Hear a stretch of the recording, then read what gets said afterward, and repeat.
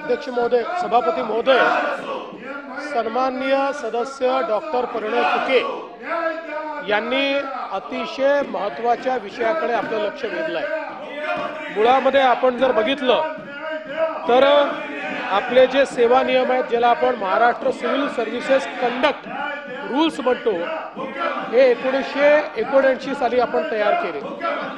1979 साली social media नसल्यामुळे या ठिकाणी तेव्हाचे जे माध्यम होते त्या माध्यमांमध्ये आपला कंडक्ट कसा असला पाहिजे या संदर्भातल्या तरतुदी याच्यामध्ये आहेत।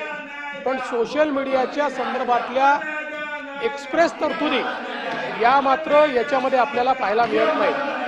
आणि सन्माननीय सदस्यांनी जे या ठिकाणी मांडलेलं आहे हेही खरं आहे की काही ठिकाणी याचा एक्सेसिव्ह उपयोग होताना दिसतोय। अनेक ठिकाणी सरकारचेच कर्मचारी सरकार विरोधी ग्रुपचे सदस्य झालेले आपल्याला त्या ठिकाणी पाहायला मिळतात, त्याच्यावर पोस्टिंग करताना आपल्याला पाहायला मिळतात।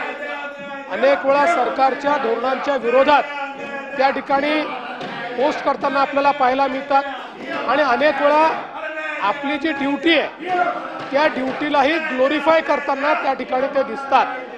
आणि म्हणूनच या संदर्भात काही ना काही नियम करणं हे अत्यंत गरजेचं आहे।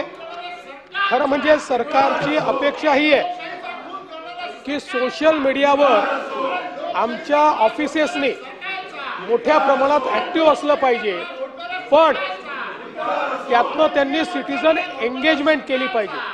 स्वतःचं ग्लोरिफिकेशन करण्याकरता या माध्यमांचा उपयोग करणं हे आपल्या सेवा शर्तींमध्ये बसत नाही। आणि म्हणूनच एकीकडे मोठ्या प्रमाणात सोशल मीडिया किंवा इतर माध्यमांचा उपयोग हा जनतेशी कनेक्ट होण्याकरता आणि पब्लिक एंगेजमेंट करता वाढवणे या संदर्भात कारवाई करत असताना त्याच्यावर योग्य ते निर्बंध देखील असले पाहिजेत, अशा प्रकारची मागणी अतिशय योग्य आहे। आम्ही ज्यावेळेस या संदर्भातला तपास केला त्यावेळी असं लक्षात आलं की पहिल्यांदा जम्मू काश्मीर सरकारने या संदर्भातले चांगले नियम तयार केलेले आहेत। गुजरात सरकारने देखील या संदर्भात चांगले नियम तयार केलेले आहेत। आता तर आपली जी लाल बहादूर शास्त्री अकॅडमी आहे लभासना, यांनी देखील या संदर्भात अतिशय कडक नियम तयार केलेले आहेत। आणि म्हणूनच आता महाराष्ट्रामध्येही आपले हे जे काही सेवा शर्तीचे अधिनियम आहे, रूल्स आहेत, the Maharashtra civil service conduct rules 1979 चे, याच्यामध्ये बदल करून आता जी वेगवेगळी माध्यमं आली आहेत या माध्यमांचा उपयोग, त्याच्यावरची वर्तणूक, त्याच्यावरची एंगेजमेंट या सगळ्याच्या बाबतीत अतिशय योग्य अशा प्रकारचे नवे नियम तयार करण्यात येतील। त्या नियमांना या सेवा शर्तीच्या नियमांचा भाग केला जाईल। त्या संदर्भात एक डिटेल अशा प्रकारचा GR हा काढला जाईल आणि कुठल्याही परिस्थितीमध्ये बेशिस्त वर्तन हे खपवून घेतलं जाणार नाही, हे या निमित्ताने मी लक्षात आणून देतो। श्री प्रसाद लाड महोदय, खरं तर माननीय मुख्यमंत्र्यांनी फार विस्तृतपणे याचं उत्तर दिलंय, परंतु काही अधिकाऱ्यांवर कारवाई देखील झाली आणि अजून काही अधिकाऱ्यांवर कारवाई होणं गरजेचं आहे। आणि हे करत असताना शासकीय अधिकारी सरकारच्या विरोधात बोलतात, त्याचं एक धोरण निश्चित मुख्यमंत्री साहेबांनी सांगितलं आम्ही करणार आहोत आणि त्याचं मी स्वागत करतो।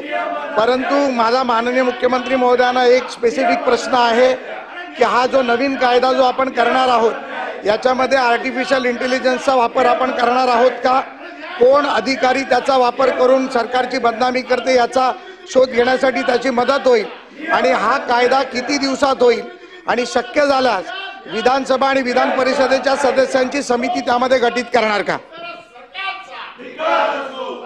अध्यक्ष सभापती महोदया, साधारणपणे 3 महिन्यामध्ये या रूल्स मध्ये योग्य ते अमेंडमेंट्स आपण करूया। आणि 2 गोष्टी ज्या आमच्या सदस्यांनी म्हटलेल्या आहेत, आवश्यक तिथे आर्टिफिशियल इंटेलिजन्सचा उपयोग आपण करतच असतो, त्यामुळे निश्चितपणे जिथे आवश्यक असेल त्या ठिकाणी आपण